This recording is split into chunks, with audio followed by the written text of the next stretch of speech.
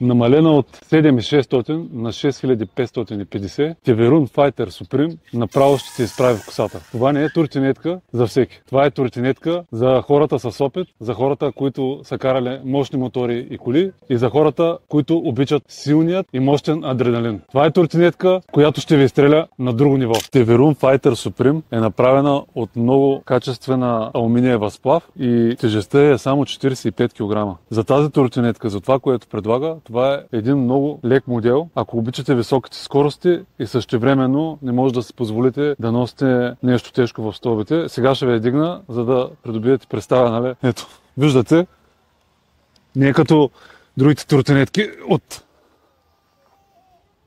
от този клас. Това тежи само 45 кг. Както всички туртинетки на Теверун, и тази е с много приятен и красив дизайн, изчистен черен и е направена много функционално и удобно. Както във всяко ревю, и тук ще започнем първо с кормилото. Имаме две много стабилни, меки ръкохватки, на които се залепят ръцете. Спирачките са, както на всички Теверуни, хидравлични и много удобни. До спирачките имаме спусък за газта, който се натиска с палеца, а не с показалеца. До него са бутоните, които са за скоростите, за пускане и спиране на туртинетката и също така за пускане и спиране на светлините. Това се намира от дясната страна. От лявата страна имаме конзола, в която са позиционирани бутоните за мигачите. Може да натиснем левия мигач, може да натиснем десният мигач, може да задържим и двата мигача едновременно натиснати. И когато ги натиснем, виждате, че не само светят тук долу светлините отзад, а също свети и шасито, също свети и тръбата. До конзолата с светлините, фара и клаксона имаме и NFC,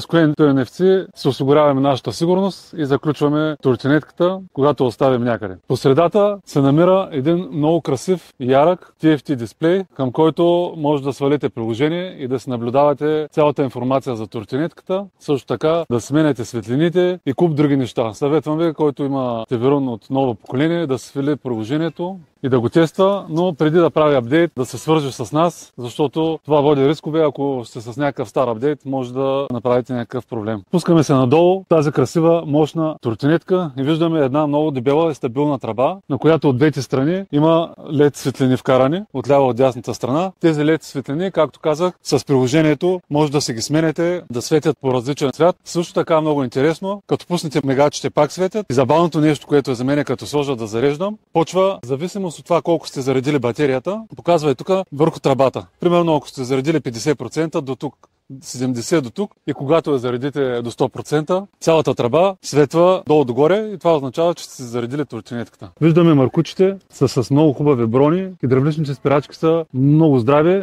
и много добре спират и в края на тръбата имаме един перфектен механизъм, който до сега, колкото и бройки да сме продали от тези на Теверун, не е правил абсолютно никакъв проблем. Нито тръбата е правила проблем, нито механизма. Механизма има тук една пластмаска, която има обозначение, че трябва да се дигне нагоре. После пускаме нагоре и даваме напред механизма. Става да натиснем копчетата, тук двата бутона отстрани и туртинетката вече сме я свили. Вуаля! Виждате колко бързо става. Може би като потренирате, може да го правите това за 3-4 секунди. Ето пак. Хоп! И сме готови. И наистина много стабилно закопчава. Както казах, до сега не е правил проблем. Слизаме по-надолу и виждаме, както при почти всички Теверуни, които развиват по-голямо ускорение, и този с демпфер, за да има по-голяма стабилност. И наистина доста хубава работа този демпфер. Демпфера може да си го нагласяте, да е по-стегнат или да е по-отпуснат. Това зависимост от това какво желаете вие, как да си го настроите. Всичко по Теверун Fighter Supreme е изпипано до най-малкия детайл и за всичко е помислено не само туртинетката да върви добре, но да не изглежда добре, а тя изглежда супер добре, спортно и още като я погледнеш и само като я докоснеш без да се е карал, може да ти се дигне адреналина и да разбереш за какво става въпрос. А пък вече като се качиш, си казваш, да, наистина е така, както изглежда, така и я чувствам. Имаме два хидравлични амортисора, които са с ребаунт, могат да се нагласят за ваше удобство. Хидравличният амортисор много по-добре обира дупките, няма го това подскачане, когато е само пружинен амортисор и с него при ускорението, при скоростите сте доста по-стабилни. Също така много плавно преминава през неравности и се чувствате сигурно и комфортно на тази туртинетка. Носачите са много стабилни и на предната и на задната гума. Тук при този модел хубавото е, че имаме 11-инчови гуми, които вътре са с гел и и е много трудно да пукате гумата. Както казах, нали, спирачките са хидравлични, имаме калник, който е много добре захванат.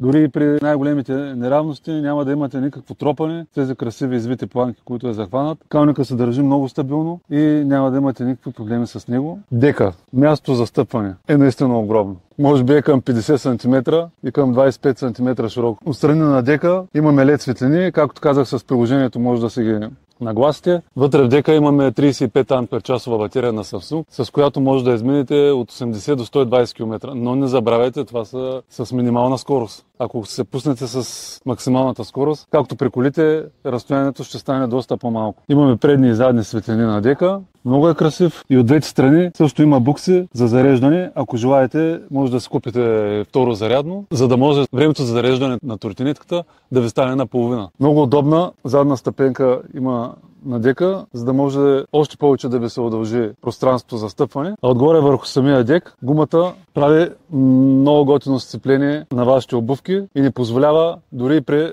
най-рязкото тръгване вашите обувки да се сменят позицията. Остана да говорим и за моторите. Имаме два мотора по 2000 вата, които изстрелват страшно бързо. Трябва да дойдете да я пробвате тротинетката в магазините на iRider, за да разберете за какво става въпрос, защото няма как да ви опиша това готино чувство. Задният калник също е направен доста стабилно и зад степенката имаме светещ стоп. Самата степенка и тя свети и когато пуснем мигача, почва да премига, а стопа, когато натиснем спирачките, светва в по-ярка светлина. Значи пак искам да обобщя. Контролерите са 72 волта на 55 ампер-часа. Батерията е 72 волта на 35 ампер-часа и имаме два много мощни мотора по 2000 вата. Затова, ако обичате адреналина, това е. Елате в магазина на iRider, тествайте тротинетката и се я купете в момента на намалена цена. Наистина се заслужава. Няма да съжалявате.